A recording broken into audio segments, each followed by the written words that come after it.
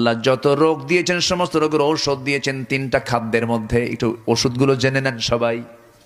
বলি বলি বলি যত রোগ আছে পৃথিবীতে, এইডস বলেন, বি ভাইরাস বলেন, ক্যান্সার বলেন, ডায়াবেটিস বলেন, হাই প্রেশার বলেন, লো প্রেশার বলেন, ডায়রিয়া বলেন, সিফিলিস বলেন, গনোরিয়া বলেন, যত রোগ পৃথিবীতে আছে, যত ভাইরাস আছে, যত কিছু আছে, সমস্ত রোগের জন্য আল্লাহ পাক ওষুধও রেখে দিয়েছেন।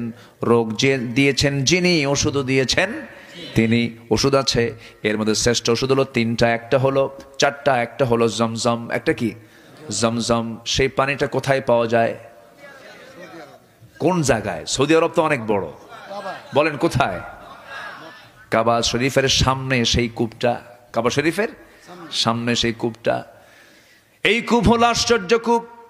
দুনিয়ার সমস্ত পানির ভিতরে কম বেশি জীবাণু পাওয়া যায়, কিন্তু জমজম কূপের পানিটা এমন ফ্রেশ পানি, মিনারেল ওয়াটার ফেল।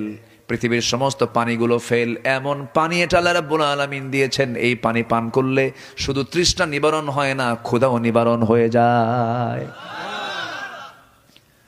2015 সালের দিকে আমি হজে গিয়েছিলাম, সেকেন্ড টাইম। প্রথম হজ করেছি 2009 সালে। হ্যাঁ, 2015 সালে